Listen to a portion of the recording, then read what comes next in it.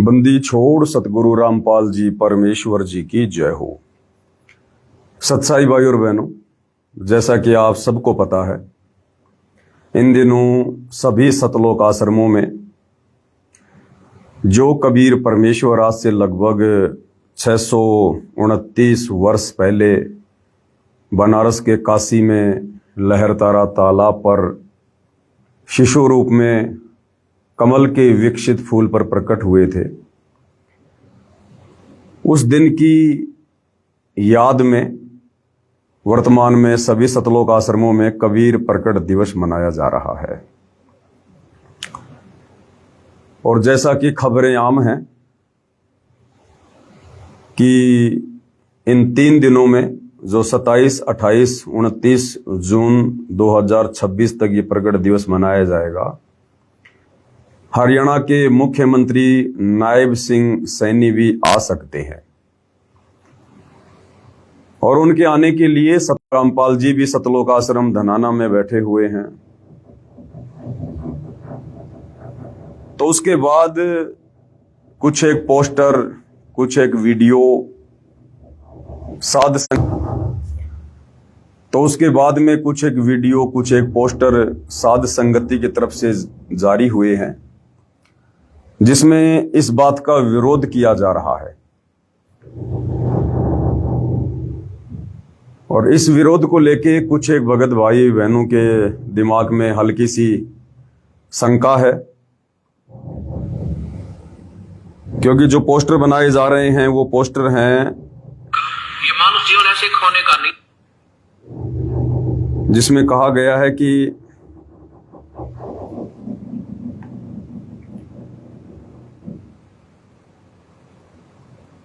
एक आधा पोस्टर मैं आपको दिखा देता हूं। इसमें सतगुरु रामपाल जी की तरफ से बताया गया है कि मेरा परिवार और आश्रम मैनेजमेंट मेरे काबू से बाहर है। मैं किसी भी मुख्यमंत्री को सतलोक आश्रम धनाना में नहीं बुला रहा हूं, और यदि आना भी है तो वीआईपी बनकर नहीं, बल्कि एक नॉर्मल व्यक्ति की तरह अपनी गाड़ी से आओ। एक मुख्यमंत्री के लिए मेरे सतलोक आश्रम धनाना में हेलीपैड बनाना मेरे आदेश और विचारों के खिलाफ है। सतलोक आश्रम धनाना में मुख्यमंत्री नायब सिंह सैनी के आने के लिए हेलीपैड बनाया जा रहा है। मतलब साफ है कि अब सतलोक आश्रम धनाना भी राजनीतिक अड्डा बन चुका है। उसके बाद कुछ एक पोस्टर और बनाए हैं साध संगति से कि नेताओं की इस कदर चटाई तो आम संत भी नहीं करते, जिस कदर सतलोक आश्रम कमेटी वाले करने में लगे हैं। मुख्यमंत्री नायब सिंह सैनी के लिए सतलोक आश्रम धनाना में बनाया जा रहा है हेलीपैड, और नीचे लिखा है, इस भक्ति विरुद्ध राजनीतिक कार्य से बाबा रामपाल जी का कोई कुछ लेना देना नहीं है। ये सारा खेल उनका कलयुगी परिवार और आश्रम मैनेजमेंट खेल रहा है। तो इस प्रकार के कुछ एक वीडियो जब वायरल हुए तो कुछ एक भगत भाई बहनों को थोड़ी शंका हो गई, और उन्होंने कहा कि बंदी छोड़ सतगुरु रामपाल जी परमेश्वर जी की जय हो। सत्साई भगत जी, कुछ विचार थे जो आपके साथ साझा कर रहा हूं। मैं आपका विरोधी नहीं हूं और ना ही साध संगति का विरोध करके अपना मनुष्य जीवन बर्बाद नहीं करना चाहता। अगर मेरी कही बातें ठीक ना लगे तो व्यर्थ की शंका लिखकर कम बुद्धि वाला समझकर मुझे माफ कर देना। भगत जी, जब गुरुदेव आश्रम में स्वयं उपस्थित हैं तो आश्रम में चलने वाले हेलीपैड यानी उसके ऊपर जो काम चल रहा है, और मुख्यमंत्री के आश्रम में आने का विरोध करना क्या उचित है? कबीर साहेब भी जब हाथी पर चढ़कर गणिका के साथ बैठकर परीक्षा के समय लीला कर रहे थे तो रविदास ने भी तो विरोध नहीं किया था। तो यह हेलीपैड के ऊपर पोस्टर बना रहे हैं, उसमें लिखा है कि मेरा परिवार और मैनेजमेंट मेरे काबू से बाहर है। ये भगवान की असमर्थता को तो नहीं दर्शाता। नेताओं की इस कदर चटाई तो आम संत भी नहीं करते आदि गुरुदेव भगवान के आश्रम में रहते सहते हेलीपैड और मुख्यमंत्री के आश्रम में आने का विरोध करना क्या सही है? मेरे लिखने या समझने में कोई गलती हुई हो तो फिर से एक बार आपसे और गुरुदेव भगवान से माफी चाहता हूं।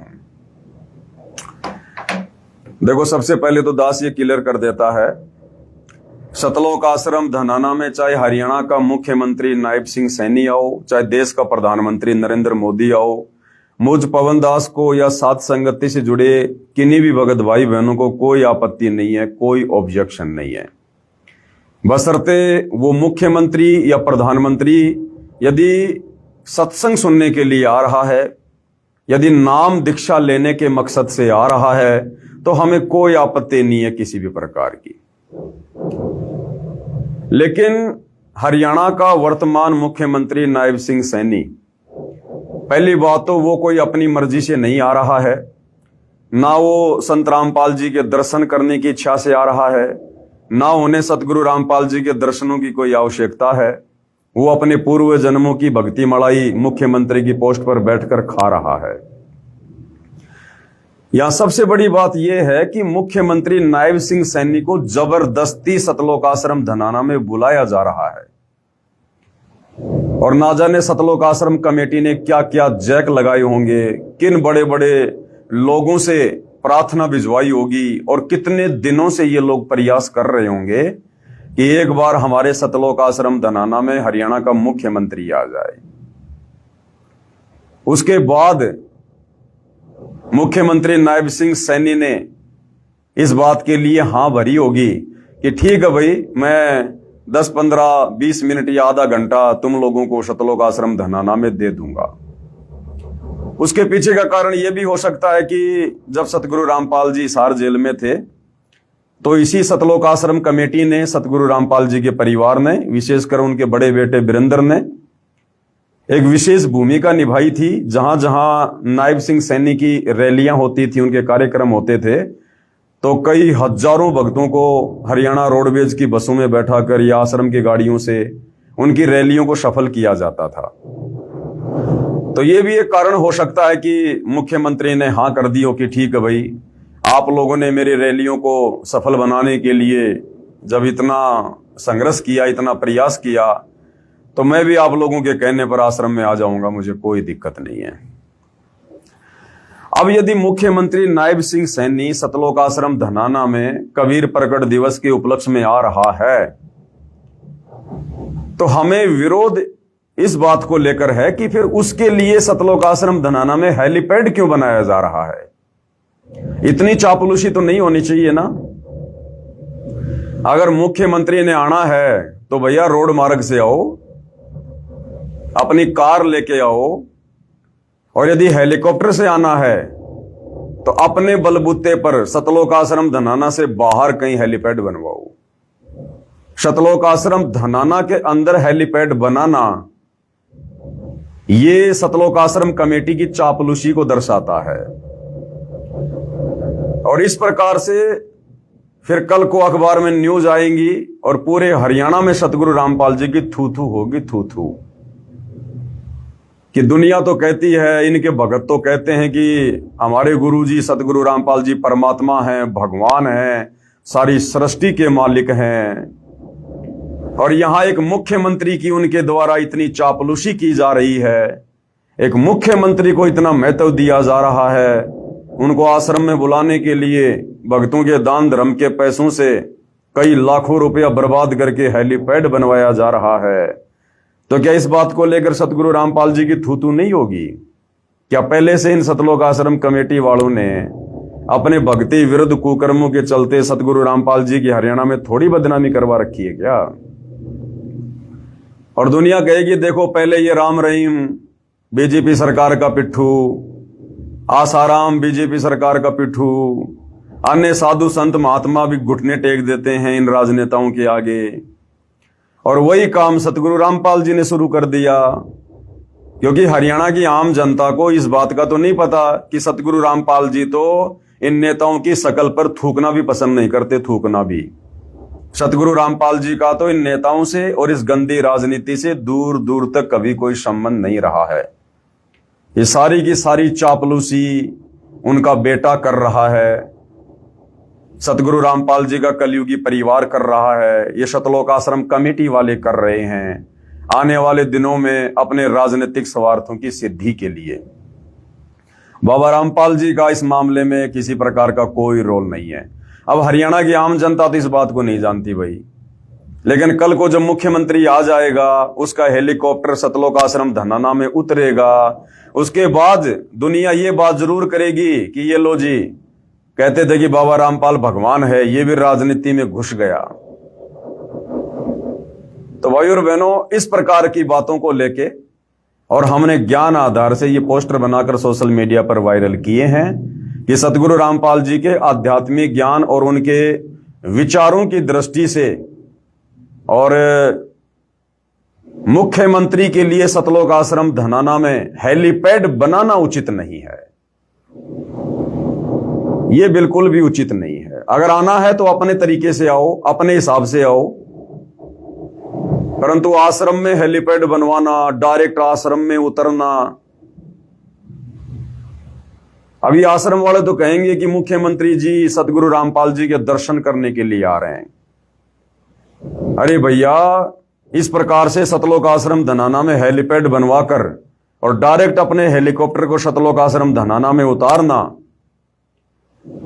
इस बात से ये साफ जाहिर होता है कि सतगुरु रामपाल जी के दर्शन करने के लिए हरियाणा का मुख्यमंत्री नहीं आ रहा, बल्कि हरियाणा का मुख्यमंत्री सतगुरु रामपाल जी को दर्शन देने के लिए आ रहा है। हरियाणा का मुख्यमंत्री सतगुरु रामपाल जी को दर्शन देने के लिए आ रहा है। जिसने दर्शन करने होते हैं ना संतों के, वो इस प्रकार से अहंकार में नहीं आता, अभिमान में नहीं आता। शायद ये सतलोक आश्रम धनाना से जुड़े भगत भाई बहन सतगुरु रामपाल जी के सत्संगों को भूल चुके हैं।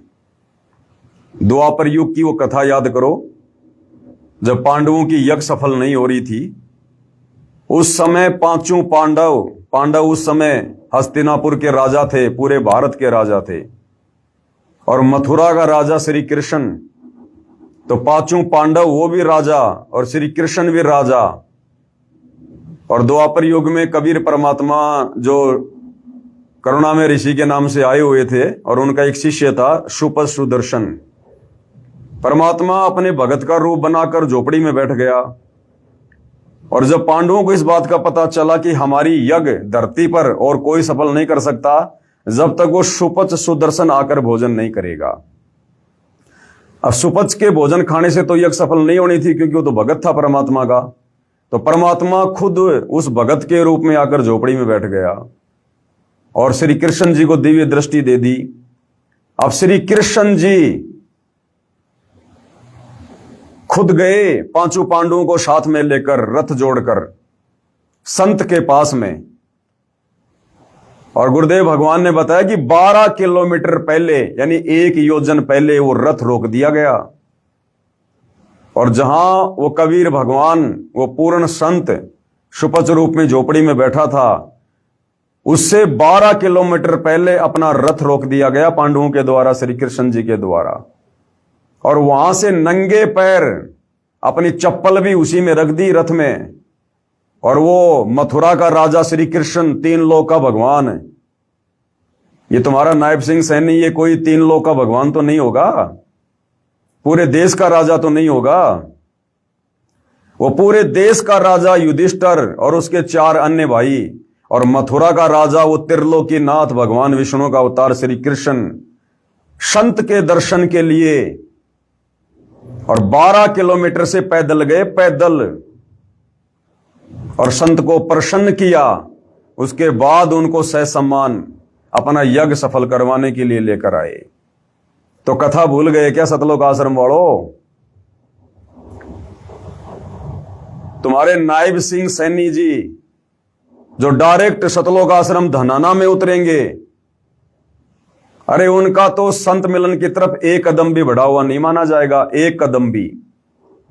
श्री कृष्ण और पांचों पांडवों ने 12 किलोमीटर पहले रथ इसलिए रोका था कि संत मिलन को चालिए तज माया अभिमान, और जो जो कदम आगे धरे तो त्यों यज्ञ समान। कि हम यदि 1 कदम भी उस परमात्मा की तरफ रखेंगे वो एक यज्ञ के समान होगा। और तुम्हारा मुख्यमंत्री नायब सिंह सैनी वो तो डायरेक्ट उस झोपड़ी में अपना हेलीकॉप्टर उतार रहा है, डायरेक्ट सतलोक आश्रम धनाना में अपना हेलीकॉप्टर उतार रहा है। उसका तो एक कदम भी नहीं माना जाएगा, फिर क्यों बुला रहे हो? जब संत के दर्शन करने का उसे कोई लाभ ही नहीं मिलने वाला, वो अपने मुख्यमंत्री वाले टोरे में आ रहा है, अपनी मुख्यमंत्री वाली धुन में आ रहा है, एक मुख्यमंत्री की हैसियत से आ रहा है। अगर वो संत के दर्शन करने के लिए आता तो हेलीकॉप्टर से आने की जरूरत नहीं है, सतलोक आश्रम धनाना में हेलीपैड बनवाने की जरूरत नहीं है। बाकी भी तो हरियाणा में अपनी गाड़ी से घूमता है, कौन सा 24 घंटे हर कार्यक्रम में हेलीकॉप्टर से जाता है? और स्पेशली जब संतों के दर्शन करने के लिए जाना हो, संतों से मिलने के लिए जाना हो, उस समय तो हेलीकॉप्टर का कोई काम ही नहीं है। तो इसलिए भाई हम थोड़ा विरोध कर रहे हैं कि भक्ति मार्ग के हिसाब से ये चीजें जो हैं ये उचित नहीं है। अगर आना है तो दास भाव से आओ, दास भाव से। कथा भूल गए भगत? 650 साल पहले नागौर का पीपा राजा और अपने दल बल के साथ में, हाथी घोड़ों के साथ में, उस समय उनके पास हाथी आज का हेलीकॉप्टर बराबर है। आज एक मंत्री के पास में हेलीकॉप्टर, उसकी बहुत बढ़िया सवारी है।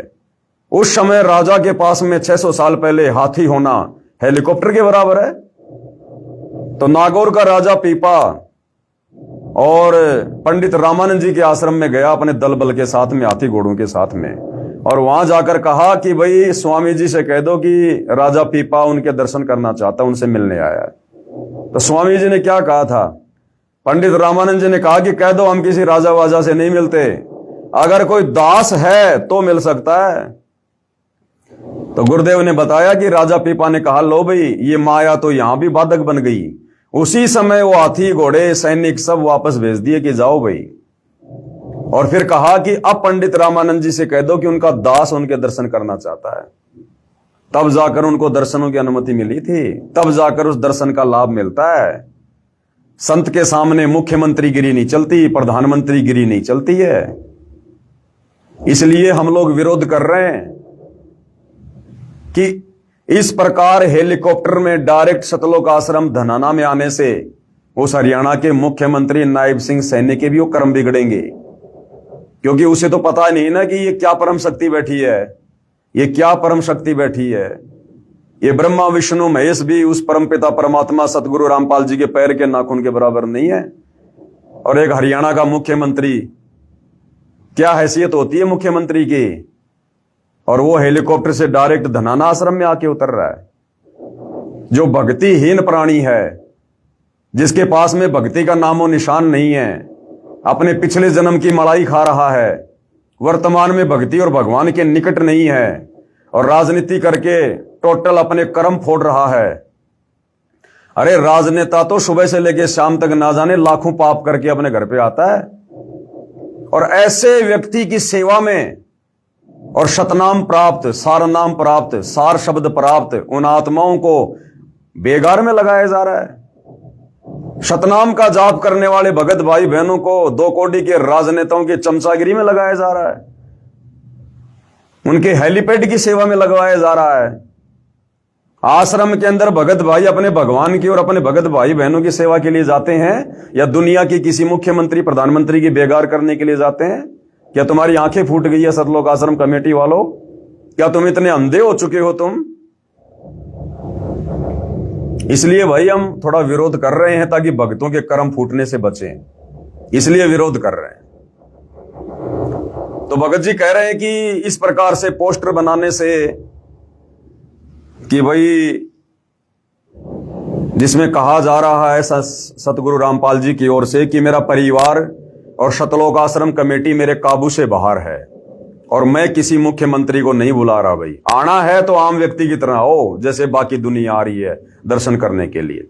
तो भगत जी कह रहे हैं कि इसमें तो गुरु जी असमर्थ जाहिर हो रहे हैं कि मेरा परिवार और आश्रम मैनेजमेंट मेरे काबू से बाहर है। तो देखो भगत जी, आप और हमें पता है सतगुरु रामपाल जी क्या परम शक्ति है, और हमारे हृदय में उनके प्रति कितना सम्मान है, कितना मान है, ये आप और हमें पता है। बाकी भगवान की यहां कोई इज्जत नहीं होती है, ये काल का लोक है। यहाँ भगवानों की इज्जत उनके जाने के बाद में होती है, मरने के बाद होती है। जैसे श्री राम की देख लो, श्री कृष्ण की देख लो, अन्य किसी भी महापुरुष के देख लो, जीते जी दुनिया उनको ठंडा पानी नहीं पीने देती है, जाने के बाद उनकी महिमा होती है। तो भगवानों को यहाँ ना कोई इज्जत से कोई लेना होता है, ना बेइज्जती का उनको कोई डर होता है। और जितनी बेइज्जती बरवाला कांड के माध्यम से वर्तमान समय तक सतलोक आश्रम कमेटी ने सतगुरु रामपाल जी की करवा डाली है, उसके आगे अगर आप इसको बेइज्जती समझते हैं तो ये बेइज्जती तो कुछ भी नहीं है। अब देखो बहुत सारी बातें हैं। अब परमात्मा जी का काल के साथ में एग्रीमेंट है कि परमात्मा जी आप नीचे जाना, अपना ज्ञान समझाना, आप जबरदस्ती किसी के साथ मत करना। जो आपके ज्ञान को माने ठीक है वो आपका, जो आपके ज्ञान को ना माने वो मेरा, उसको छोड़ देना मेरे लिए, मेरे भोजन के लिए। तो भाई परमात्मा जी का यानी सतगुरु रामपाल जी का काल बलि के साथ में एग्रीमेंट है, और उस एग्रीमेंट के तहत परमात्मा असमर्थ होने की भूमिका भी निभाता है। अन्यथा आदरणीय गरीबदास जी ने यह वाणी बोलने की जरूरत नहीं थी कि अनंत कोटि ब्रह्मांड रचे। वो वाणी है ना परमेश्वर की कि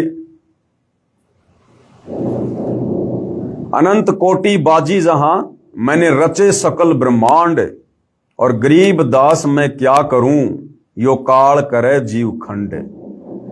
तो इस वाणी के आधार से तो कबीर परमात्मा अपनी असमर्थता जता रहे हैं, अपनी असमर्थता कि भाई मेरा काल के साथ एग्रीमेंट है, और ये काल जब मेरी आत्माओं की मर्यादा तोड़वा देता है तो मैं भी असमर्थ हो जाता हूं, असमर्थ। अन्यथा मैंने सारी सृष्टि रची है, सबको उत्पन्न करने वाला मैं ही हूं।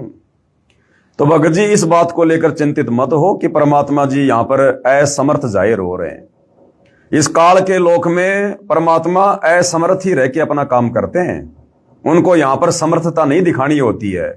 अगर वो भगवान अपनी समर्थता दिखाने पे आ गए ना तो 1 सेकंड लगती है। इन प्रधानमंत्रियों को, मुख्यमंत्रियों को 2 मिनट में परमात्मा सीधा कर दे, 2 मिनट में नंगे पैर दौड़ के आए दर्शन करने के लिए। लेकिन परमात्मा यहां पर विशेषकर कलयुग की पिछली पीढ़ी में ज्ञान आधार से अपनी आत्माओं से अपनी पहचान करवाना चाहते हैं, जिस कारण से परमात्मा कोई समर्थता किसी भी प्रकार की नहीं दिखाता है। और रही बात भगत जी असमर्थता की, तो बरवाला कांड के समय क्या हुआ था बताओ? यही भगवान थे ना, सतगुरु रामपाल जी तो थे समर्थ परमात्मा। उस समय जैसा इनको सतलोक आश्रम कमेटी वालों ने कहा इन्होंने वैसा ही किया।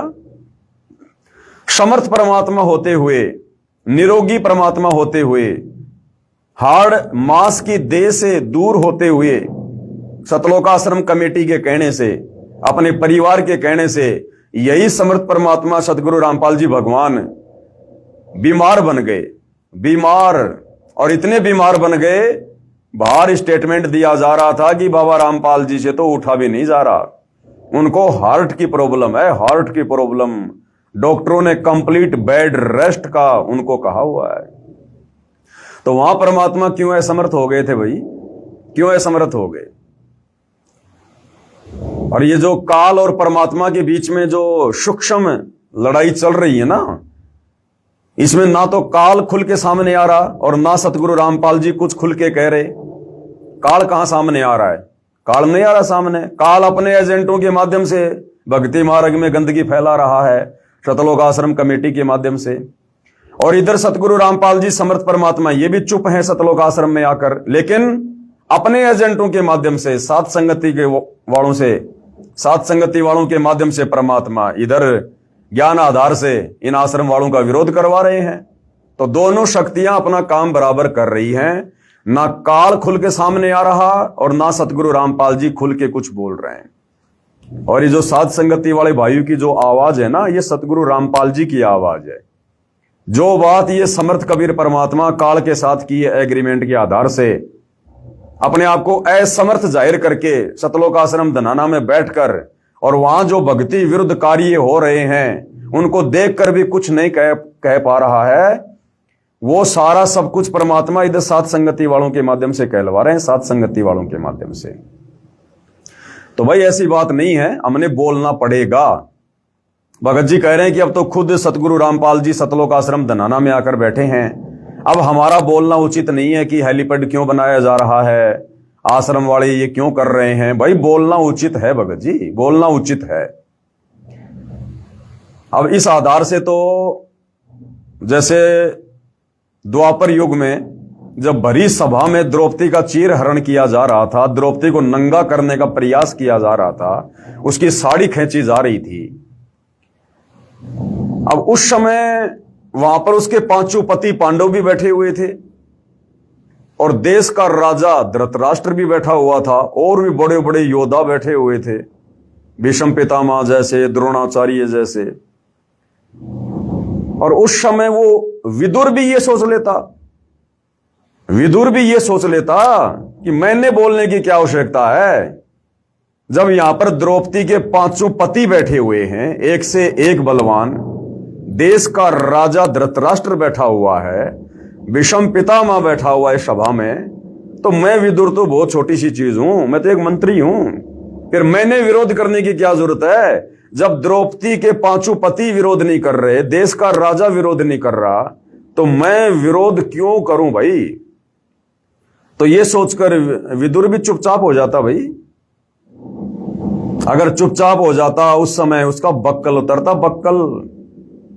तो इसी प्रकार भगत जी, अगर सतगुरु रामपाल जी भगवान अगर सतलोक आश्रम धनाना में बैठे हैं और यदि फिर उस आश्रम में कुछ उनके ज्ञान विरुद्ध कार्य होंगे और यदि सतगुरु रामपाल जी नहीं बोल रहे हैं, तो फिर आपने सृष्टि रचना से समझना होगा कि जिस प्रकार द्रौपदी को नंगा किया जा रहा था, लेकिन उसके पांचों पति पांडव चुप थे, कुछ नहीं बोल रहे थे, जबकि वो तो दुर्योधन की खाल उतार देते, लेकिन वो समर्थ होते हुए भी कुछ नहीं बोल रहे थे। क्यों? क्योंकि वो अपने वचन में बंधे हुए थे।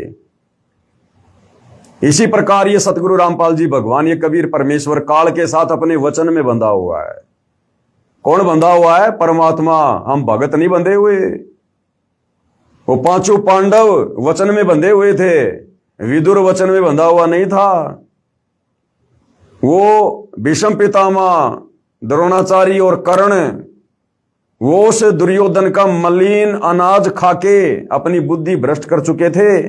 हम सात संगति वाले इन आश्रमों में जाकर और ये मलिन अन्न खाकर, ये मलिन ये भोजन खाकर उसको भंडारा नहीं कह सकते, क्योंकि वहां परमात्मा को भोग नहीं लगता है। इन आश्रमों में कागज के टुकड़े को, एक कबीर जी की समझे जाने वाली मुर्दा फोटो को, दाढ़ी मूछ वाली फोटो को भगवान मानकर भोग लगता है। इसलिए हम उसको भंडारा नहीं कह सकते, वो भोजन है, केवल भोजन, और उसको खाने से पाप नाश नहीं हो सकते, भगत को सद्बुद्धि नहीं आ सकती। तो हम सात संगति वाले भैया भीष्म पितामह की तरह, उस कर्ण की तरह, द्रोणाचार्य की तरह इन आश्रमों में जाकर ये मलिन अन्न नहीं खाते। हम अपने घर पर भगवान को भोग लगाकर खाते हैं, जिससे हमें सद्बुद्धि प्राप्त है।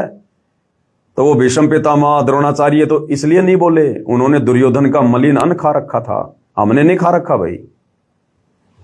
धृतराष्ट्र इसलिए नहीं बोला क्योंकि वो पुत्र मोह में अंधा था, हमें गुरुदेव ने तत्व ज्ञान दे दिया, हमारी सारी अंधता दूर कर दी, इसलिए बोलना पड़ रहा है भाई।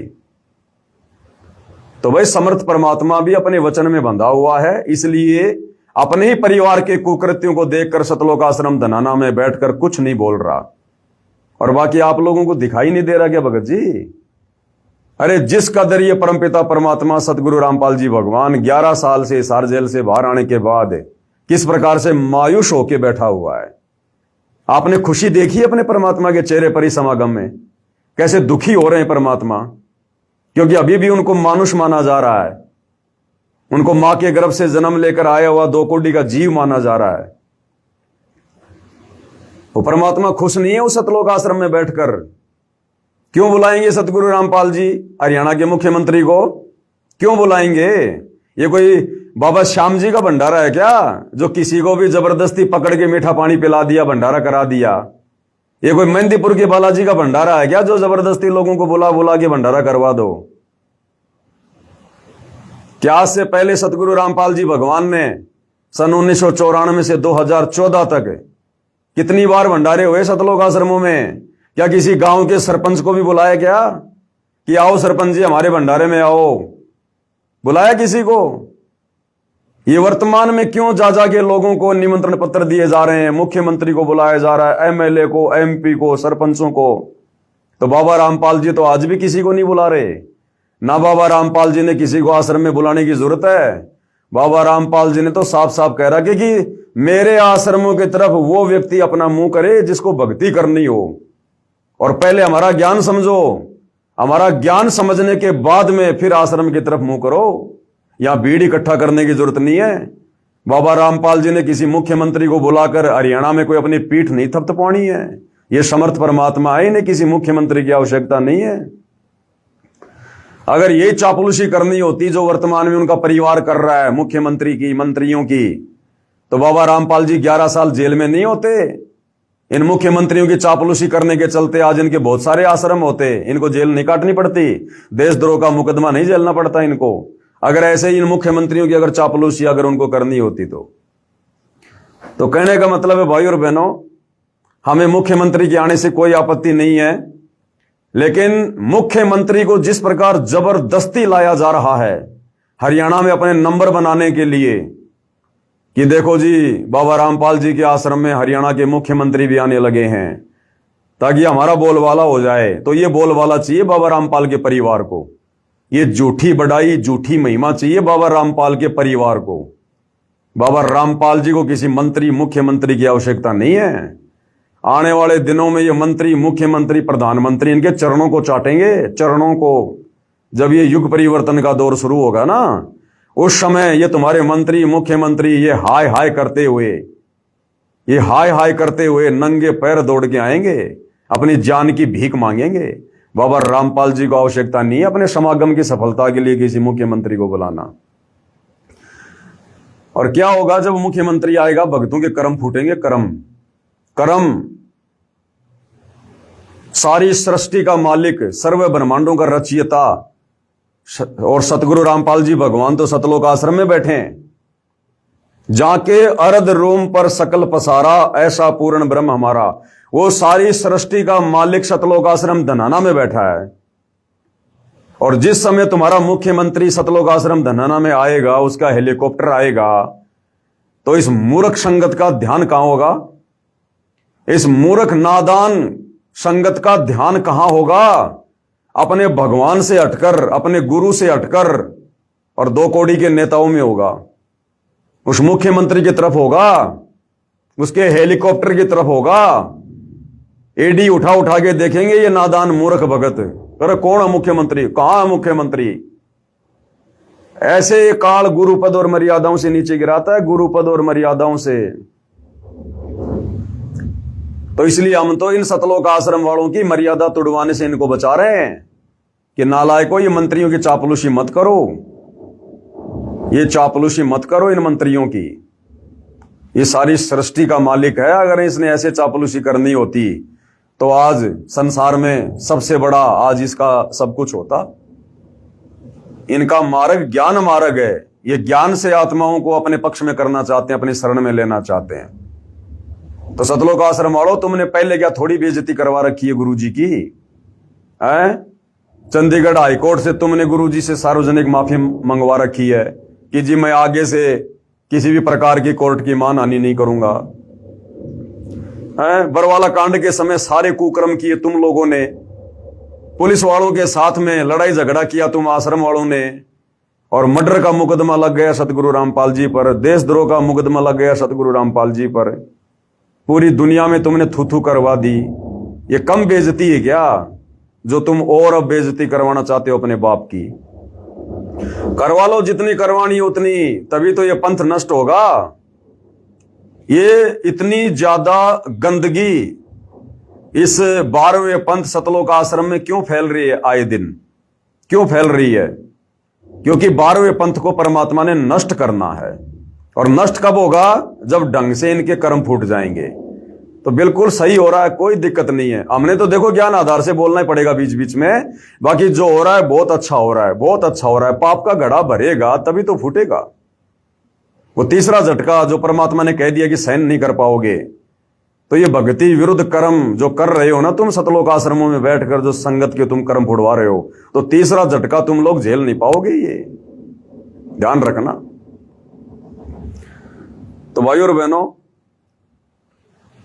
सतगुरु रामपाल जी का अपनी तरफ से कोई आदेश किसी भी प्रकार का किसी मुख्यमंत्री को इस प्रकार से आश्रम में बुलाने का नहीं है। बाकी चाहे मुख्यमंत्री आओ, चाहे प्रधानमंत्री आओ, चाहे उनके दर्शन करने के लिए आओ, चाहे सत्संग सुनने के लिए आओ। और तुम्हें लगता है कि तुम किसको मूर्ख बना रहे हो भाई?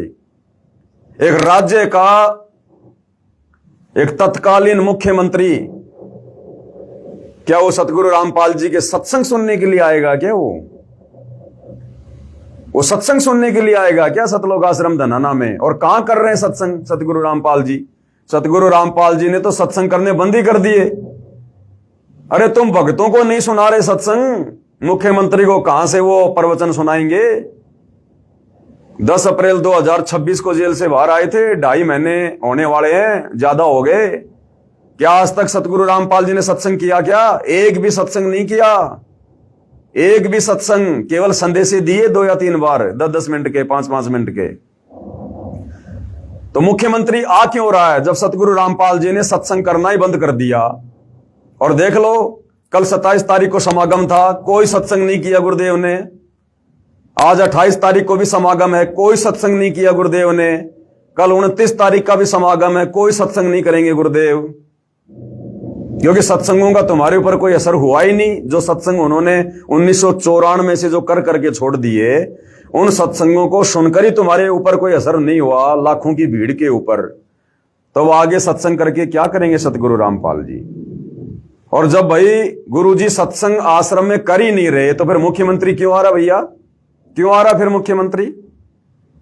ना वो सत्संग सुनने आ रहा, ना वो नाम दीक्षा लेने आ रहा, ना उसने भक्ति करनी, ना वो भगत बन सकता।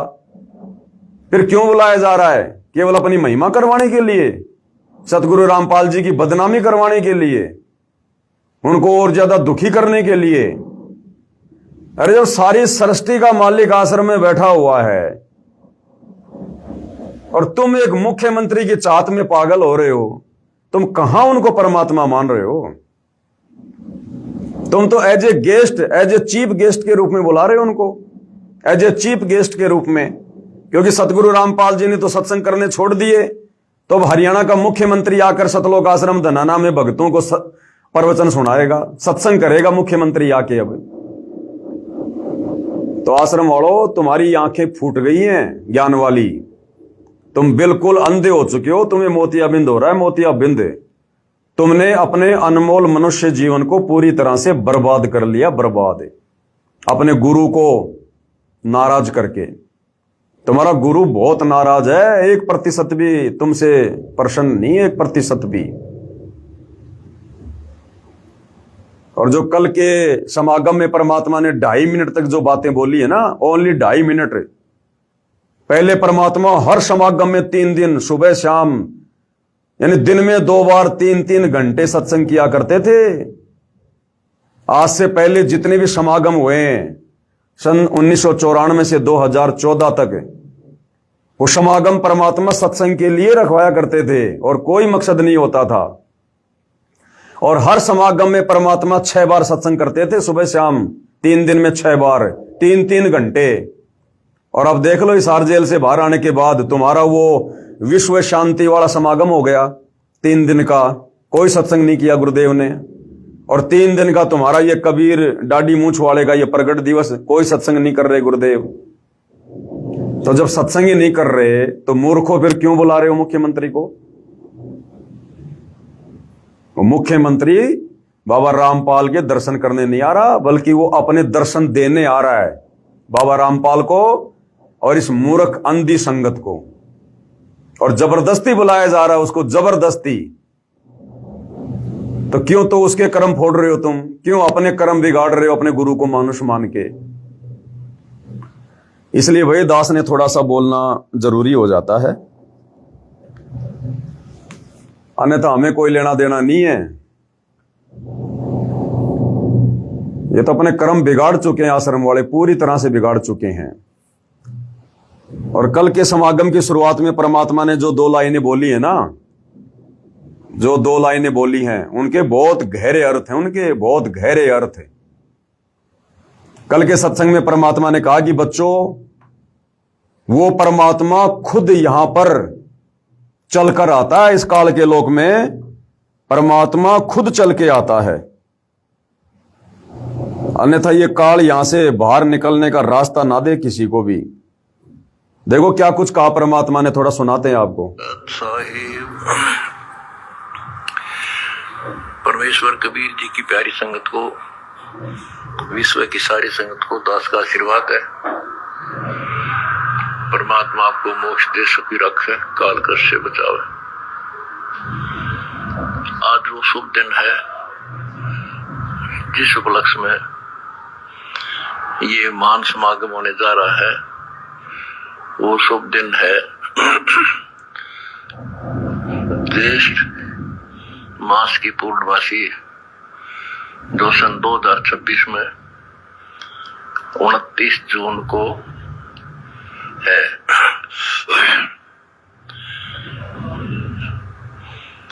सतगुरु आए दया करी, ऐसे दीन दयाल, बंदी छोड़ बरदास का, जट लगनी प्रतिपाल। बच्चों, परमात्मा ने स्वयं आना पड़ा इस काल के जाल को समाप्त करने के लिए। इतना अज्ञान अंधेरा फैला रखा था कि कहीं पर भी। क्या कह रहे हैं गुरुदेव भगवान की बच्चों, परमात्मा ने खुद आना पड़ा इस काल के लोक में सत्संग करने के लिए। इतना अज्ञान अंधेरा इसने फैला रखा है। 650 साल पहले की बात कह रहे हैं कि 650 साल पहले उस कबीर परमात्मा ने खुद आना पड़ा यहां पर काल के लोक में। इतना अज्ञान अंधेरा काल ने फैला रखा है। अब विचार करो अंध भक्तों, शतलोक आश्रम से जुड़े अंध भक्तों, विचार करो। 650 साल पहले भी कबीर भगवान ने सतलोक से चलकर खुद आना पड़ा काल के जाल को काटने के लिए।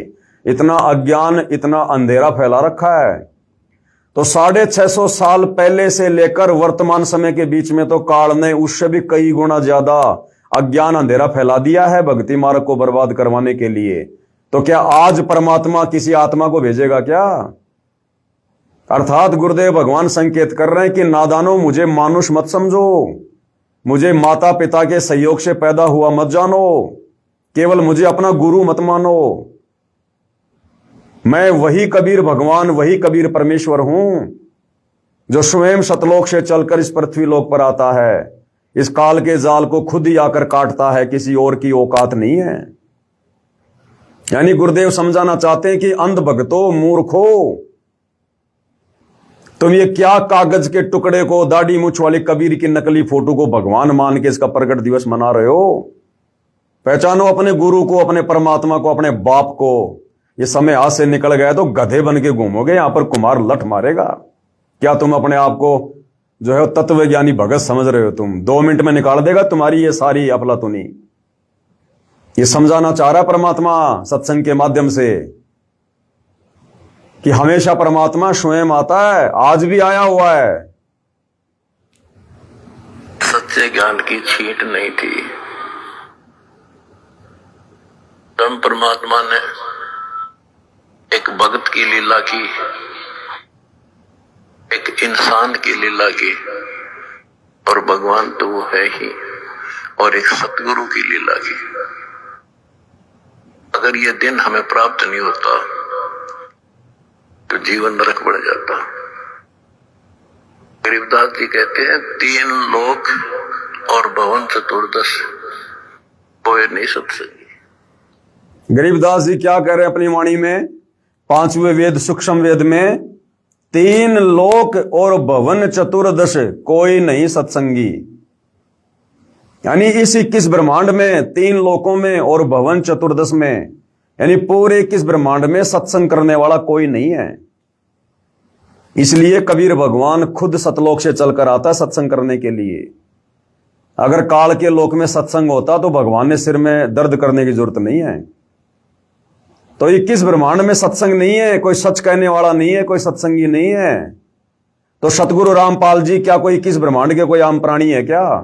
आम व्यक्ति है क्या? आम जीव है क्या? ये जो सन 1994 से सत्संग कर रहे हैं, सच कह रहे हैं, गरीबदास जी की वाणियों को खोल के रख रहे हैं। तो गुरुदेव कहना चाहते हैं कि नालायकों, 21 ब्रह्मांड में कोई सत्संगी नहीं है और तुम्हारा गुरु 1994 से सत्संग कर रहा है। तो कौन है तुम्हारा गुरु? मां के गर्भ से जन्म लेकर आया हुआ गांव धनाने का रामपाल जाट नहीं है। ये सारी सृष्टि का जाट है जाट का मतलब क्या होता है? जाट सोई जो पांचों झटकै और खाकी मन को नीचे पटकै। ये अखंड पाठ की वाणियों में परमात्मा ने बताया कि जाट की क्या पहचान होती है। जाट सोई जो पांचों झटकै, काम क्रोध मोह लोभ अहंकार एक झटके में दूर कर दे, वो होता है असल में जाट। और खाकी मन को नीचे पटकै और इस मन की बकवाद को बिल्कुल साइड में कर दे, उसको कहते हैं जाट। तो ये कबीर भगवान बैठा हुआ है, सारी सृष्टि का मालिक है, सतलोक आश्रम धनाना में। और नालायको, तुम एक मुख्यमंत्री के उपग्रह बन के घूम रहे हो, तुम्हें शर्म नहीं आती? हमने सोचा भाई सतगुरु रामपाल जी के लिए कोई हेलीकॉप्टर ला रहे होंगे, भाई बहुत अच्छी बात है। हो सकता है परमात्मा आश्रमों में जाएंगे, अलग अलग आश्रमों में अपने बच्चों को दर्शन देने के लिए, तो हो सकता है भाई लंबा रास्ता है, भाई भगत ये सोच रहे हो भाई हमारे गुरुजी लंबा रास्ता तय करेंगे, ठीक नहीं लगेगा। इसलिए हमने तो ये सोचा कि भाई हो सकता भाई कोई 20-25 करोड़ का आता है, इन्होंने गांव में भी तो दे दिए अनाप शनाप पैसे, फालतू में अन्नपूर्णा मुहिम के तहत इन्होंने बर्बाद कर दिए मोटर पाइप में। हो सकता है 20-25 करोड़ का हेलीकॉप्टर अपने गुरुजी के लिए ला रहे होंगे, इसलिए हम कुछ नहीं बोले। हेलीपैड बन रहा था, बनने तो बहुत अच्छी बात है। अरे बाद में पता चला ये तो मुख्यमंत्री की चापलूसी के लिए बनाया जा रहा है। को भक्तों का दान धर्म का पैसा एक मुख्यमंत्री के सतलोक आश्रम धनाना में आने के लिए बनाया जा रहा है। इसलिए भाई बोलना जरूरी हो जाता है, बोलना जरूरी हो जाता है। इसलिए तो क्या कह रहे परमात्मा? 3 लोक और भवन चतुर्दश कोई नहीं सत्संगी। जब 21 ब्रह्मांड में कोई सत्संगी नहीं है, 21 ब्रह्मांड का स्वामी काल है, जब ये खुद ही कह रहा है गीता ज्ञान देते समय कि मेरे को भी विचार काल में कंप्लीट ज्ञान नहीं है सृष्टि रचना का, तो नालायकों फिर सतगुरु रामपाल जी जो कंप्लीट ज्ञान दे रहे हैं, सत्संग कर रहे हैं, कौन महापुरुष हैं ये? 21 ब्रह्मांड के जीव हैं क्या? जब 21 ब्रह्मांड के स्वामी को ज्ञान नहीं, तो उसके अधीन जीवों को ज्ञान कहां से हो जाएगा? वो कहां से सत्संग कर देंगे? तो सत्संग करने के लिए परमात्मा स्वयं सतलोक से चलकर आता है। और फिर भी तुम एक दाढ़ी मूछ वाली कबीर की नकली बेजुबान मुर्दा फोटो को भगवान मान के पूज रहे हो। तुम्हारी बुद्धि पे पत्थर पड़े, पत्थर 5-5 किलो वाले। आश्रम वालों, तुमने अपना बेड़ा गर्क कर लिया सतगुरु रामपाल जी के परिवार के चक्कर में आकर, आश्रम कमेटी के चक्कर में आकर, इन कोऑर्डिनेटरों के चक्कर में आकर अपनी आत्मा का बेड़ा गर्क कर लिया। तुम्हारा मोक्ष नहीं है, धक्के खाओगे अनंत युग तक, धक्के। नोट कर लेना ये बात है। ये सात संगति के वीडियो कोई बच्चों की बातें नहीं है जो तुम्हें इतने वर्षों से बताई जा रही हैं। धक्के खाओगे, धक्के खा लो। कितने दिन खाओगे लड्डू जलेबी? कितने दिन खाओगे? खा लो। इस बाप को दुखी करने के चलते इस काललोक में भी धक्के खूब खाओगे। मोक्ष नहीं है तुम्हारा। इसलिए सतगुरु रामपाल जी चुप हैं, कुछ नहीं बोल रहे कि क्या बोलो इन मूर्खों को, क्या समझाऊं इन जाहिलों को जो मेरे इतने सत्संग करने के बावजूद नहीं समझे, आज तक मुझे नहीं पहचान पाए, मुझे मानुष मान रहे हैं, आज तक ये पतिव्रता पद की भक्ति पर नहीं आए। तो क्या समझाऊंगा इन गधों को, इन मूर्खों को। इसलिए अंत में उन्होंने सत्संग करने बंद कर दिए, सत्संग करने बंद कर दिए गुरुदेव ने। तो बताओ तुम्हारा मुख्यमंत्री कौन सा सत्संग करने आ रहा भाई है? और दर्शन करके क्या कर लेगा? जब दर्शन करते करते तुम आश्रम वालों की दुर्गति हो रही है, कुत्ते वाली मौत मर रहे हो, तो मुख्यमंत्री को क्या फायदा मिल जाएगा बताओ? और भाई ये तो परीक्षा चल रही है ना, ये तो परीक्षा चल रही है। परीक्षा के समय टीचर कभी लेक्चर देता ही नहीं है। परीक्षा के समय में टीचर कभी लेक्चर देता नहीं है। और ये परीक्षा उस समय खत्म होगी जिस दिन सतगुरु रामपाल जी साध संगति का जिक्र करेंगे, सत्सेवक भाई बहनों का जिक्र करेंगे, उस दिन ये परीक्षा खत्म होगी। परीक्षा के समय टीचर घूमता रहेगा, फिरता रहेगा, चुपचाप रहेगा, लेकिन बोलेगा कुछ नहीं। चाहे बच्चा गलत लिख रहा हो, चाहे सही लिख रहा हो। तो ये परीक्षा चल रही है, अभी परीक्षा खत्म नहीं हुई है। तो चाहे तुम मुख्यमंत्री को बुलाओ, चाहे तुम गधे पे बैठ के घूमो, चाहे जो मर्जी करो, सतगुरु रामपाल जी परीक्षा के समय में कुछ नहीं कहेंगे किसी को। जैसा बीज बो रहे हो, परिणाम तुम्हारे सामने होगा आने वाले समय में। तो इसलिए भाई हमारा बोलना जरूरी हो जाता है, जरूरी। हम बोलना तो नहीं चाहते इन मूर्खों के ऊपर, लेकिन क्या करें, परमात्मा कुछ ऐसी प्रेरणा कर देते हैं जो बात परमात्मा नहीं कह पा रहे इस समय, वो हमारे जैसे कुत्तों से कहलवा रहे हैं, और डंके की चोट पर कहलवा रहे हैं, डंके की चोट पर। और जब तक उनका आशीर्वाद होगा तब तक भाई कहते रहेंगे। और आगे क्या कहा फिर परमात्मा ने सत्संग में, आगे परमेश्वर ने क्या कहा ये भी सुन लो। आश्रम वालों, तुम्हारी तो बुद्धि और सोच से बाहर हैं परमात्मा के प्रवचन, परमात्मा के संकेत। क्या कह रहे हैं, ध्यान से सुनो। तो प्यार से सेवा करियो, भगवान को साक्षी मानकर सेवा करियो। अमर लोग जाओगे, गारंटी देता हूं, सतलोक जाओगे सारे, मर्यादा में रहना। क्या कह रहे हैं, ये तुम्हारे लिए नहीं कह रहे सतलोक आश्रम वालों। तुम सोच रहे हो गुरु जी हमारे लिए कह रहे हैं, तुम इस लायक नहीं हो। बच्चों, प्यार से सेवा करियो, प्यार से रहियो, और भगवान को साक्षी मानकर सेवा करियो। ये साध संगत वालों को कह रहे हैं सतगुरु रामपाल जी भगवान। साध संगति से जुड़ी आत्माओं को परमात्मा आशीर्वाद दे रहे हैं। तुम आश्रम वालों के लिए नहीं कह रहे। तुम्हें क्या कहेंगे, तुम सुनते नहीं उनकी, तुम उनके अनुसार चल कहां रहे हो, तुम उनकी एक भी मर्यादाओं में नहीं हो। सारी मर्यादाओं की तुम लोगों ने धज्जियां उड़ा रखी हैं। तुम तो बेहोश हो, बेहोश। काल ने तुम्हें बेहोश कर रखा है। तो ये साध संगति से जुड़ी आत्माओं के लिए, जो मोक्ष के अधिकारी हैं, जो आत्माएं सतलोक जाएंगी, उनको परमात्मा उस सतलोक आश्रम धनाना में बैठकर, उस कुएं में बैठकर संदेशा दे रहे हैं। तो अरे तुम्हें क्या संदेशा देंगे, तुम तो कुएं में पड़े हो, कुएं में। उस सतलोक आश्रम धनाना को परमात्मा ने कुआं कहा, कुआं। तुम तो कुएं में पड़े हो, तुम्हारा उद्धार कैसे होगा। तो बच्चों, प्यार से रहियो, मिलकर सेवा करियो, और परमात्मा को साक्षी मानकर सेवा करियो। अर्थात गुरुदेव कह रहे हैं कि बच्चों, साथ संगत वालों, मुझे अपने से दूर मत समझना। अपने घर पर मुझे साक्षी मानकर कि मेरे गुरुदेव भगवान शब्द रूप में प्रकट है मेरे घर पर, और इस प्रकार से भगवान की सेवा करियो। उनको भोग लगाना, उनकी आरती करना, उनकी महिमा करना, चरण सेवा करना, उनके चरण धोना। तो गुरुदेव कह रहे हैं कि अपने गुरु जी को साक्षी मानकर, यह ना सोचना कि तुम्हारा गुरु सतलोक आश्रम धनाना में बैठा है, नहीं। अपने गुरु को साक्षी मानकर, परमात्मा को साक्षी मानकर सेवा करियो। इन आश्रमों में तो गुरु जी को परमात्मा माना ही नहीं जा रहा। ये तो दाढ़ी मूछ वाले कबीर की फोटो को भगवान मान के उसका प्रकट दिवस मना रहे हैं। ये अपने गुरु को कहां मान रहे हैं परमात्मा। तो इनको थोड़ी कह रहे हैं गुरुदेव। अरे वहां तो साक्षात बैठे हुए शरीर में, फिर थोड़ी कहेंगे कि अपने भगवान को साक्षी मानकर। वहां तो साक्षात वो बैठे हुए हैं। तो अपने सत्सेवक बच्चों के लिए कह रहे हैं परमात्मा कि बच्चों, प्यार प्रेम से रहियो, इन आश्रम वालों की तरह मत लड़ियो, मत झगड़ियो, और भगवान को साक्षी मानकर, यानी अपने गुरु जी को शब्द रूप में पल पल अपने साथ मानकर, अपने पास में मानकर, अपने घर में और अपने घट में मानकर, घटी में गंगा, घटी में जमुना, घटी में जगदीश सतगुरु तारेंगे। और साक्षी मान के सेवा करना, यानी जो तुम्हारे को साथ संगति के माध्यम से जो बातें तुम्हारे को जो बता रखी हैं, जो भक्ति विधि जो तुम्हें दी हुई है, जिसको जो मंत्र मिला हुआ, जो सेवा मिली हुई है, वो अपने भगवान को साक्षी मानकर, अपने समक्ष मानकर कि गुरुजी हरदम मेरे साथ में, पल पल मुझे देख रहे हैं, ऐसे मान के सेवा करना। अब की बार तुम्हें पार कर दूंगा, रहोगे नहीं, गारंटी देता हूं। किसको कह रहे हैं? साथ संगति वालों को।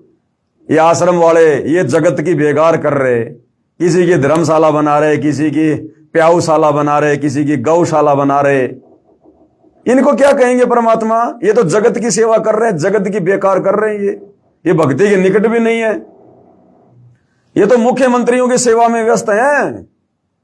ये तो गांव वाले, सरपंच, प्रधानमंत्री, इनकी सेवा में व्यस्त हैं। ये तो है? अरे इतनी इज्जत, इतनी सेवा भक्तों की करो जो आश्रम में दान धर्म कर रहे हैं। उन्हीं भक्तों के दान धर्म के बलबूते पर तुम मुख्यमंत्रियों की चापलूसी कर रहे हो।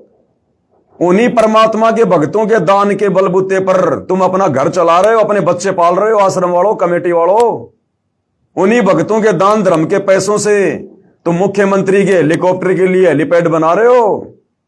और उन भक्तों को तुमने भेड़ बकरियों की तरह ले रखा है। उनकी बेचारों की कोई इज्जत नहीं, उनकी कोई पूछ नहीं, उनकी बात बात पे डांट देते हो, धमका देते हो। और ये भक्तिहीन प्राणी, दो कोडी के जीव जो भक्ति के निकट नहीं, इनको तुम मेन गेट से अपने रिश्तेदारों की तरह इनको साजबाज के साथ में लेके आते हो। वो परमात्मा तुमसे प्रसन्न होगा।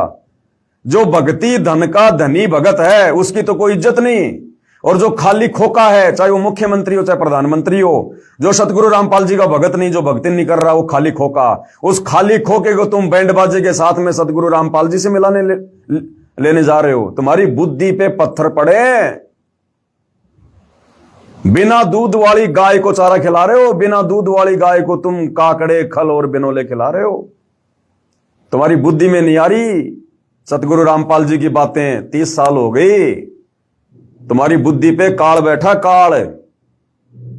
तो यहां सतगुरु रामपाल जी सतलोक आश्रम धनाना में बैठकर, उस कुएं में बैठकर, और अपनी विशेष प्यारी आत्मा सात संगत वालों को संदेशा दे रहे हैं, आशीर्वाद दे रहे हैं कि जिस प्रकार तुम मर्यादाओं में रहकर, विषय वासनाओं से दूर होकर, काल के षड्यंत्र से दूर होकर, और जो तुम अपने गुरु को परमेश्वर मानकर जो भक्ति कर रहे हो ना बच्चों, इसी प्रकार प्यार प्रेम से रहियो, और इसी प्रकार से परमात्मा को साक्षी मानकर, परमात्मा को साक्षी मानकर भक्ति करते रहियो। अब की बार पार हो जाओगे, गारंटी देता हूं। ये परमात्मा सब सेवकों को आशीर्वाद दे रहे हैं।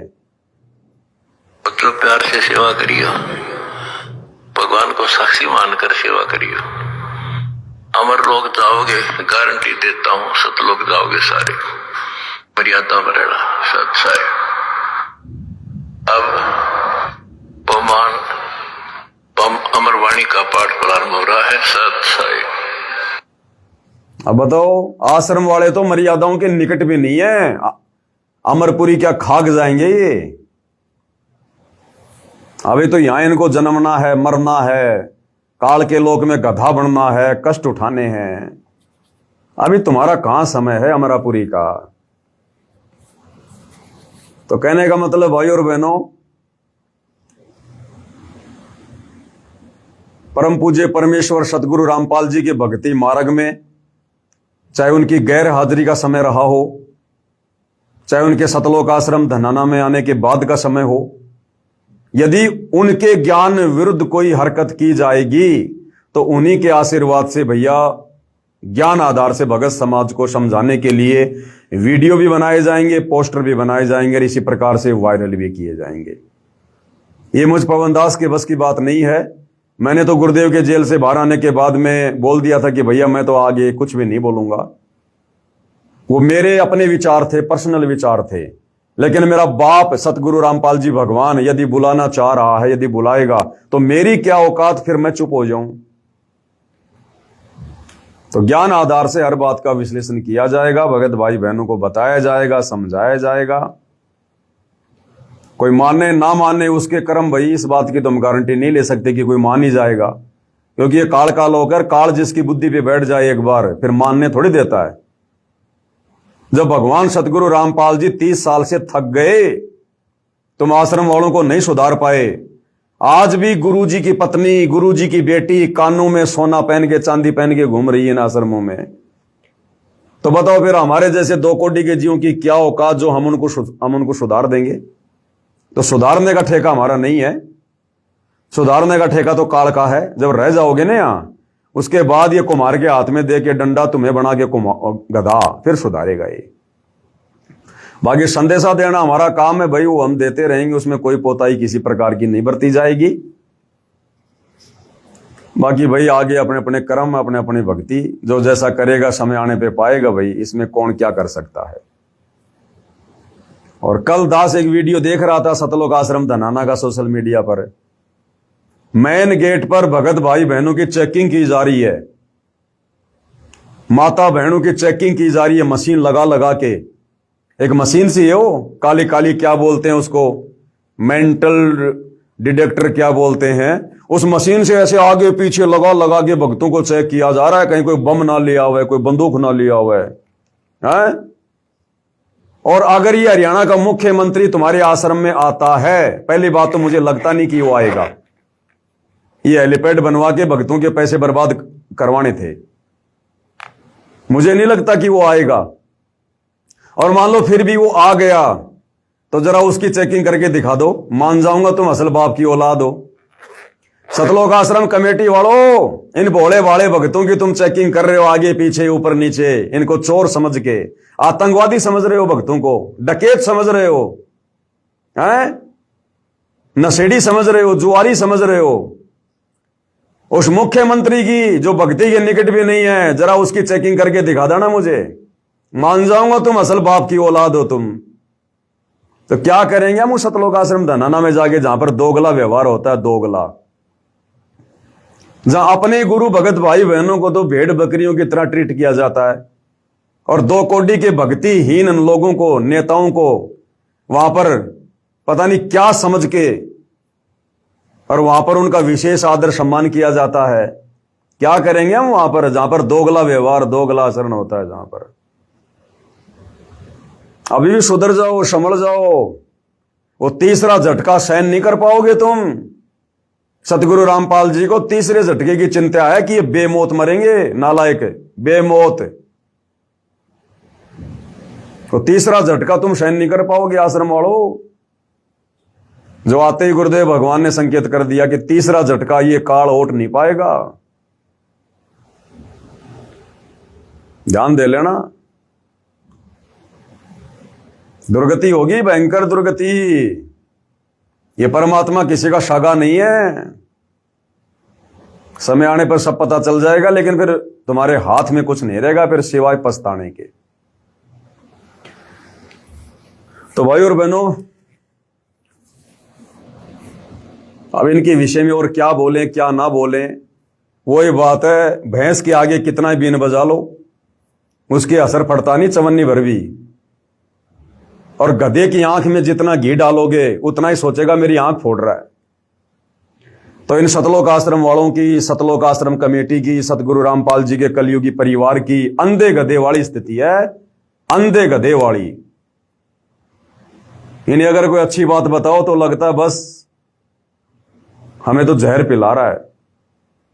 परमात्मा कहते हैं, कहूं साची माने बुरी, यही परीक्षा नीच, और जितनी धोए कच्ची दीवार उतनी माचे कीच। ये नीच व्यक्ति की पहचान होती है, उसको जितनी शिक्षा दोगे उल्टा वो दोष मानेगा, बुरा मान जाएगा वो।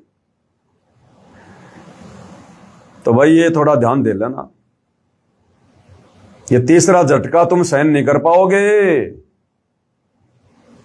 जो तुम सोच रहे हो ना गुरुजी आश्रम में आ गए, हम तो सब कुछ कर रहे हैं, गुरुजी कुछ कह ही नहीं रहे, गुरुजी कुछ बोल ही नहीं रहे, ये साथ संगत वाले तो ऐसे चिल्ला रहे थे, ऐसे भौंक रहे थे, हमने तो सारे काम कर दिए, राजनेताओं के तलवे भी चाट लिए, राजनीति भी कर ली, हमने तो खेल के स्टेडियम भी बना लिए, जगत वालों से झूठा भाईचारा भी निभा लिया, सब मर्यादा तोड़ ली, फिर भी गुरुजी कुछ नहीं बोल रहे। गुरुजी अब कुछ बोलेंगे भी नहीं। इस पवन दास ने गुरुदेव के जेल से बाहर आने से पहले बोल दिया था कि अब सत्संग खत्म हो चुके हैं। वो विशेष संदेश जो जेल में बैठकर किए गए थे वो लास्ट थे, लास्ट। अब गुरुजी जेल से बाहर आने के बाद में कोई सत्संग नहीं करेंगे। और दास ये भी कहा करता था कि जेल से बाहर आने के बाद गुरुजी ये पंचायत लेकर नहीं बैठेंगे कि कौन सही कौन गलत है। वो तीसरा झटका जब आएगा ना, अपने आप फैसला हो जाएगा, गुरुजी ने बोलने की जरूरत नहीं है। ये आश्रम वाले अपने आप समझ जाएंगे कि हम किस गलत रास्ते पर चल रहे थे 11 साल से। गुरु के परिवार ने हमारी नैया डुबो दी। ये तुम्हें ऑटोमेटिक पता चलेगा, ऑटोमेटिक। लेकिन उस समय तुम्हारे हाथ में रहेगा कुछ नहीं सिवाय बर्बादी के। और तुम लोग बर्बादी पे बैठे हो, बर्बादी पे, सारे के सारे बर्बाद हो चुके हो। सतगुरु रामपाल जी का परिवार, उनके रिश्तेदार, कोऑर्डिनेटर, आश्रम मैनेजमेंट, और ये जितने भी सतलोक आश्रम है देश विदेश में, और जितने भी लोग जो सतगुरु रामपाल जी के भगत होने के बावजूद साध संगति से नहीं जुड़े हैं, वो सारे के सारे अपना जीवन बर्बाद कर चुके हैं। मोक्ष से इस कलयुग की पिछली पीढ़ी में वंचित हो चुके हैं। ये तुम्हारे परमपिता परमात्मा सतगुरु रामपाल जी के चेहरे की उदासी बता रही है, ये उनकी निराशा बता रही है, निराशा। और जब रिजल्ट आएगा ना, तो रिजल्ट आने के बाद में वो टीचर को बताने की जरूरत नहीं पड़ती है। जब रिजल्ट आता है, अखबार में आता है, बच्चे अपने आप देख लेते हैं कौन फेल हुआ कौन पास हुआ, वो टीचर नहीं बताता। तो इसी प्रकार 11 साल से तुमने जो कुकर्म किए और वर्तमान में जो कुकर्म तुम कर रहे हो ना, ये रिजल्ट तीसरे झटके में तुम्हारी आंखों के सामने होगा। सतगुरु रामपाल जी ने बताने की जरूरत नहीं है कौन फेल होगा कौन पास होगा, साथ संगत वाले गलत थे या आश्रम वाले सही थे। ये तीसरे झटके में ऑटोमेटिक पता चलेगा, ऑटोमेटिक अपने आप पता चल जाएगा। रोगे खून के आंसू, रोगे खून के आंसू। अभी तक सतगुरु रामपाल जी साथ संगति का जिक्र क्यों नहीं कर रहे? क्यों मुझ पवन दास का जिक्र क्यों नहीं कर रहे? जबकि हिसार जेल में 11 साल में कोई सैकड़ों बार जिक्र किया, पुस्तकें लिख दी, ऑडियो वीडियो, और अब 3 महीने को होने आ रहे हैं जेल से बाहर आने, 3 महीने होने को आए, आज तक गुरुदेव ने जिक्र नहीं किया। क्यों नहीं करेंगे? जिस दिन जिक्र करेंगे उस दिन सतलोक आश्रम वालों तुम खून के आंसू रोगे, खून के आंसू, कि हम साथ संगति को क्या समझ रहे थे और साथ संगत वाले क्या निकले। फिर तुम्हारे हाथ में कुछ नहीं आएगा, मोक्ष नहीं करवा पाओगे।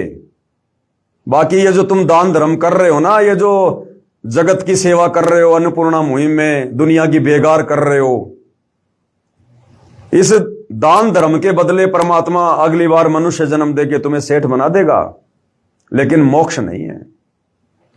और वर्तमान में तुम इन सतलोक आश्रम में जाकर जो भी दान धर्म कर रहे हो ना, ये भूल जाना कि हम अपने गुरु जी को कर रहे हैं। तुम्हारे गुरु ने तो तुम्हारे से दान धर्म लेना बंद कर लिया। अरे टीचर जिन बच्चों को फेल कर देता है, जिनका स्कूल से नाम काट देता है, फिर फीस के नाम पे पैसे नहीं लेता उनसे। वर्तमान में तुम्हारा जो भी दान धर्म जा रहा है, ज्योति का, पाठ का, इन सतलोक आश्रमों में, ये अन्नपूर्णा मुहिम के तहत जा रहा है। और अन्नपूर्णा मुहिम ये सतगुरु रामपाल जी से उस परीक्षा के समय में हिसार जेल से जबरदस्ती स्वीकृति ली गई है, उनका आदेश नहीं है ये। तो वर्तमान में तुम्हारा जो 10वां अंश है, ये तुम्हारे सतगुरु को नहीं जा रहा। भले उनके हाथ में जाके दे देना दर्शन के समय, वो पैसा जाना जनता की बेगार में है, दुनिया की बेगार में है, अन्नपूर्णा मुहिम में है। अरे दान पेटियों पे नाम लिख दिए गए, अन्नपूर्णा मुहिम, अन्नपूर्णा मुहिम। अब तुम्हारा दान धर्म भी व्यर्थ है इन आश्रमों में करना, व्यर्थ, कोई यूज नहीं उसका, मोक्ष में कोई लेखा जोखा नहीं उसका। अब जैसा तुम कर्म करोगे वैसा तुम्हें यही काल के लोक में परमात्मा देता रहेगा। 2, 4, 5 मनुष्य जन्म तुम्हें मिल जाएंगे, बढ़िया बढ़िया अपना जितना भी दान धर्म किया अपना खा लोगे, और फिर तुम्हारी दुर्गति का खेल शुरू होगा, तुम्हारी दुर्गति का। ये परमात्मा कोई बालक है क्या जो 11 साल से हिसार जेल में बैठ के आया है? किसी ने जबरदस्ती बैठाया था क्या? किसी के दबाव में बैठा था क्या? ये तुम्हें नींबू की तरह निचोड़ने के लिए कि जो ज्ञान मैंने 25 साल से दिया है, उस ज्ञान के ऊपर ये कितने खरे उतरते हैं। इस ज्ञान को इन्होंने कुछ आत्मसात किया है, या फिर इन कोऑर्डिनेटरों की, मेरे परिवार की देखा देखी भेड़ चाल में चलते रहेंगे। ये संगत को नींबू की तरह निचोड़ने के लिए परमात्मा जेल में बैठा था, निचोड़ के आ गया। अब तो परिणाम आना बाकी है, उस दिन का इंतजार करो, परिणाम आना बाकी है। तो भैया जिस दिन परमात्मा साथ संगति का जिक्र करेंगे, उस दिन सतलोक आश्रम कमेटी का, इनका तो नामो निशान मिट जाएगा, नामो निशान। ध्यान रख लेना, रोगे फिर तुम ऊपर हाथ खड़े करके, तुम्हारे हाथ में कुछ नहीं आएगा। तो भाई और बहनों, जो कुछ एक भगत भाई बहनों की शंका थी कि भाई अब तो गुरुजी आश्रम में बैठे हैं, अब आश्रम वाले चाहे हेलीपैड बनाओ चाहे जो मर्जी करो, हमें बोलने की क्या जरूरत है।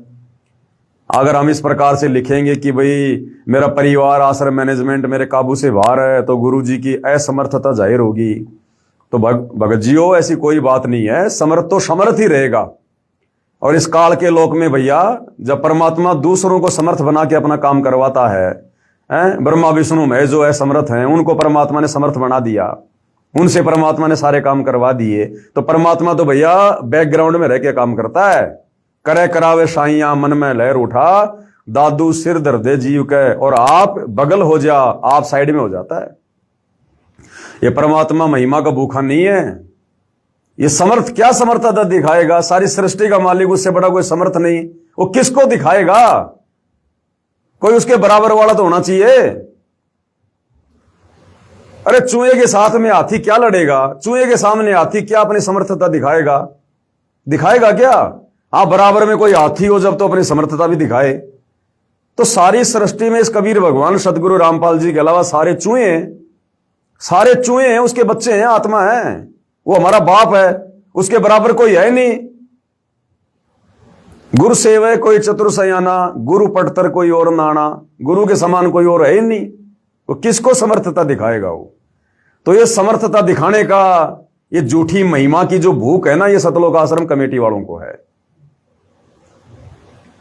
ये सतलोक आश्रम कमेटी वाले, सतगुरु रामपाल जी के परिवार वाले इस बात को लेकर अपने आप को खुश नसीब नहीं समझते कि हमारे पूज्य गुरुदेव सारी सृष्टि के मालिक है, ये भगवान है, ये परमात्मा है। ये इस बात को लेकर ज्यादा खुश होते हैं कि कोई मंत्री आवे, कोई मुख्यमंत्री आवे, कोई सरपंच आवे, कोई प्रधान जी आवे, कोई चेयरमैन आवे, तो हमारे आश्रम का नाम हो जाए। क्या करोगे इस आश्रम का नाम करके जिसको मिट्टी में मिलना है? ये फूट जाएंगे तुम्हारे आश्रम फाश्रम सारे के सारे, तीसरे झटके में। कुछ लेना देना नहीं है। ये परमात्मा नामो निशान मिटा देगा इन मिट्टी के ढेरों का। ये घर घर आश्रम बना के जाएगा परमात्मा, घर घर आश्रम बना के। थोड़े चलेंगे इन आश्रमों पे। ये सब नष्ट करना परमात्मा ने। परमात्मा ने ढाने बड़े बड़ों के किले, और तुम जबरदस्ती ये किले बना रहे हो। इस भक्ति मार्ग में परमात्मा पाखंड के लिए नामो निशान भी छोड़ के नहीं जाएगा। कहां तुम आश्रम पे आश्रम बढ़ा रहे हो, आश्रम पे आश्रम बढ़ा रहे हो। अरे बढ़ानी चाहिए थी भक्ति, बढ़ानी चाहिए थी भक्ति। तुमने बढ़ा दी आश्रम, क्या करेगा ये सारी सृष्टि का मालिक तुम्हारे आश्रम देख के प्रसन्न होगा क्या? और कई मूर्ख चिल्लाते रहते हैं सतगुरु रामपाल जी भगवान है। क्यों? क्योंकि उन्होंने 12 आश्रम बना दिए देश विदेश में। अरे मात्र 12 आश्रम बनाने से कोई भगवान सिद्ध हो जाएगा? वे तो भगवान थे, है और रहेंगे। लेकिन तुम्हारी बुद्धि का स्तर देखो, केवल इसी बात को लेकर चिल्ला रहे हो कि उन्होंने 12 आश्रम बना दिए, भगवान है। अरे चलो, सतगुरु रामपाल जी ने तो 12 आश्रम बनाए और तुमने भगवान बना दिया। अरे मूर्खो, अनिल अंबानी के पास में तो 5000 पेट्रोल पंप हैं। उन 5000 पेट्रोल पंप पे कितने लोग काम करते होंगे, कितनी जमीन होगी? तो अनिल अंबानी फिर कौन सा भगवान होगा? फिर वो तो सबसे बड़ा भगवान होगा। फिर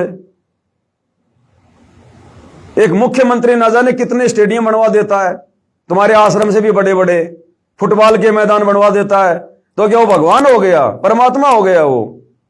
केवल आश्रम बनाने से कोई भगवान नहीं होता। और अगर 12 आश्रम बनाने से तुम्हारी नजरों में सतगुरु रामपाल जी भगवान हैं, तो आसाराम के पास में तो कोई 150 आश्रम है। राम रहीम के पास तो देश विदेश में कोई 400 आश्रम है। तो सबसे बड़े भगवान तो फिर ये राम रहीम हुए, आसाराम हुआ। तो कहने का मतलब है, साध संगति के अभाव में सतलोक आश्रम से जुड़े भक्तों का जो ज्ञान है ना, वो -0 है, -0। सारे के सारे भेड़ चाल में चल रहे हैं, भेड़ चाल में। चाहे कोई पढ़ा लिखा है, चाहे कोई अनपढ़ है, चाहे कोई नौकरी वाला है, चाहे कोई बेरोजगार है, सारे के सारे एक ही थाली के चट्टे बट्टे। सबको मोतियाबिंद हो रहा है। किसी की बुद्धि काल ऑन नहीं होने दे रहा। थोड़ा सा समय है, इस परमात्मा को पहचान लो। अगर पहचाना जा सके तो ये तुम्हारी अफलातूनी 2 मिनट में निकल जाएगी। ये गुब्बारे की तरह फुश हो जाओगे, फुश।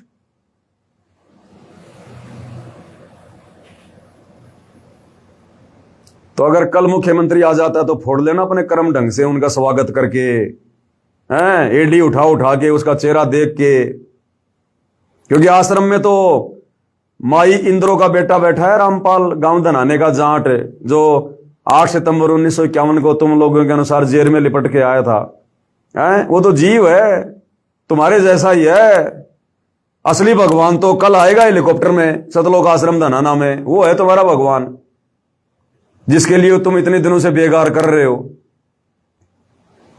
अरे भेड़ चाल में चलने वालों, तुम्हें जैसा बता दिया जाता तुम वैसा ही करने लग जाते हो।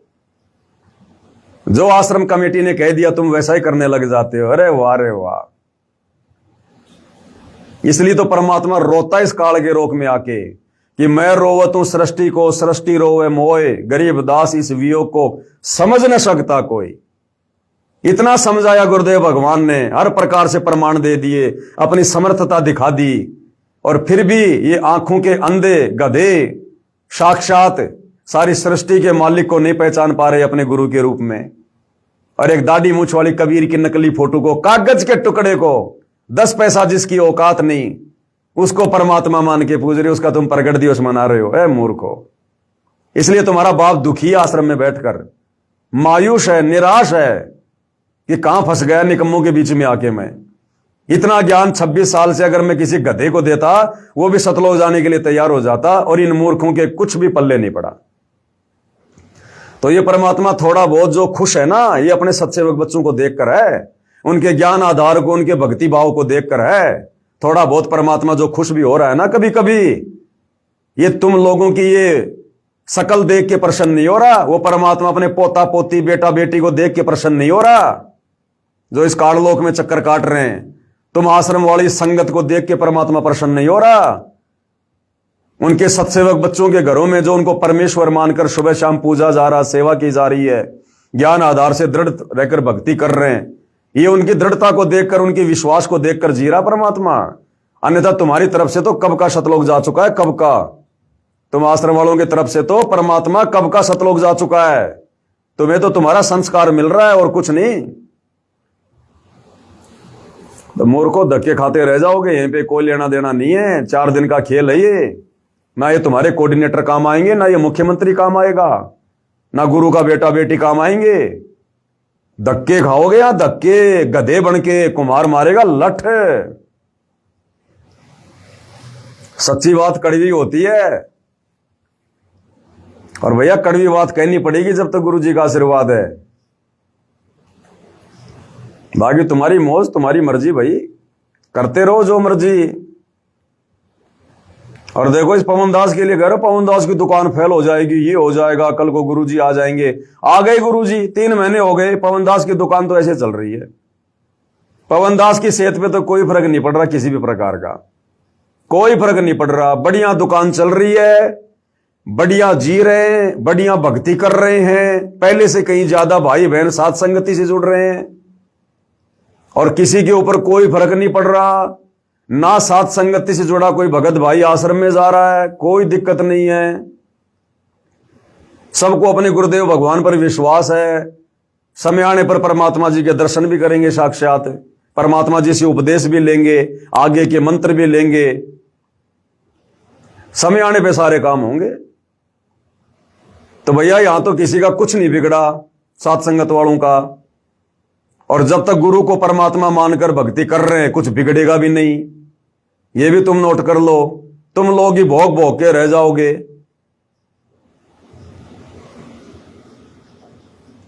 तो भैया समझा ही सकते हैं, बता ही सकते हैं। बाकी परमात्मा कहते हैं, सकल पदार्थ है जग माही, कर्महीन नर पावत नाई। परमात्मा का शब्द, कौन सा शब्द गाए परमात्मा का? चलो गा लेते हैं मालिक का छोटा सा। बंदी छोड़ सतगुरु रामपाल जी परमेश्वर जी की जय हो। मानत ना मन मोरा साधु, मानत ना मन मोरा रे, मानत ना मन मोरा साधु, मानत ना मन मोरा रे। बार बार सतगुरु समझावे, जग में जीवन थोड़ा रे। बार बार सतगुरु समझावे, जब जग में जीवन थोड़ा रे। मानत ना मन मोरा साधु, मानत ना मन मोरा रे। बार बार सतगुरु समझावे, जग में जीवन थोड़ा रे। बार बार सतगुरु समझावे, जग में जीवन थोड़ा रे। भाई इस काया का गर्भ न करियो, के काला के गोरा रे। इस काया का गर्भ न करियो, के काला के गोरा रे। बिना भजन कुछ काम न आवे, चाहे इत्र छिड़को चारों ओर रे। बिना भजन कुछ काम न आवे, चाहे इत्र छिड़को चारों ओर रे। मानत ना मन मोरा साधो, मानत ना मन मोरा रे। बार बार सतगुरु समझावे, जग में जीवन थोड़ा रे। भाई और बहनों, बैटरी डिस हो गई है, बीच में अगर डिस्कनेक्ट हो जाए तो कोई बात नहीं, संदेशा जो देना था वो परमात्मा ने दिलवा दिया। भाई इस माया का गर्भ न करियो, के हाथी के घोड़ा रे। इस माया का गर्भ न करियो, के हाथी के घोड़ा रे।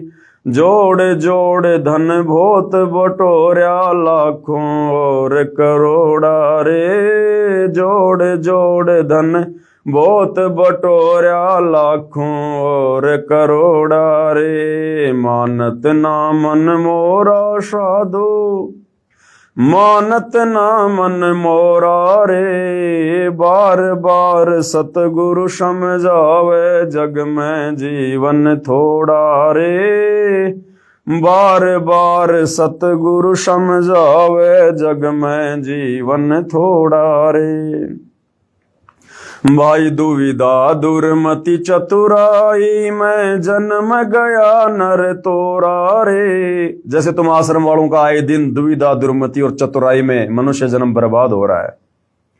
भाई दुविधा दुर्मति चतुराई, में जन्म गया नर तोरा रे। अब बेआन मिलो सत्संग में, करो गुरु ज्ञान पे गोरा रे। अब बेआन मिलो सत्संग में, करो गुरु ज्ञान पे गोरा रे। मानत ना मन मोरा साधो, मानत ना मन मोरा रे। बार बार सतगुरु समझावे, जग में जीवन थोड़ा रे। बार बार सतगुरु समझावे, जग में जीवन थोड़ा रे।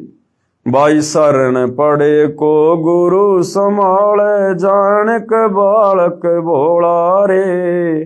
शरण पड़े को गुरु संभाले, जान के बालक भोला रे। कहे कबीर चरण चित राखो, जो सुई में डोरा रे। कहे कबीर चरण चित राखो, जो सुई में डोरा रे। मानत ना मन मोरा साधु, मानत ना मन मोरा रे। बार बार सतगुरु समझावे, जग में जीवन थोड़ा रे। पवन भाई, आप रामपाल तो नहीं बन सकते हैं, तो आप क्यों गुमराह कर रहे हो? अरे हम यदि उनके चरणों की धूल बन जाएं तो भी हमारा परम सौभाग्य। हम उनको यदि उनका गुलाम भी अच्छे से साबित कर दें तो भी हमारा परम सौभाग्य। बहन जी, तुम क्या पदवी दे रही हो बहन जी? क्यों अपने कर्म फोड़ रही हो? कहां इस 2 कौड़ी के मिट्टी के पुतले पवन दास को, टट्टी पेशाब के कोथड़े को सतगुरु रामपाल जी से तुम तुलना कर रही हो? बुद्धि भ्रष्ट हो गई बहन तुम्हारी, बुद्धि भ्रष्ट। सतलोक आश्रम के लड्डू जलेबी खाके, मलिन अन्न खाके, गुरु को मानुष मान के तुम्हारी बुद्धि भ्रष्ट हो गई। ये पवन दास यदि अपने आप को सतगुरु रामपाल जी का गुलाम भी यदि साबित ढंग से अगर वो कर दे तो भी मेरा परम सौभाग्य होगा। माफी मांगो बहन जी परमात्मा से, एक 2 कौड़ी के जीव को उनकी बराबरी पे लाके। तो भाई और बहनों, आज की साथ संगति में केवल इतना ही। परमेश्वर हम सबको आशीर्वाद दे, सद्बुद्धि दे, हमारा मार्गदर्शन करें, भ्रमने भटकने से बचाएं। बंदी छोड़ सतगुरु रामपाल जी परमेश्वर जी की जय हो।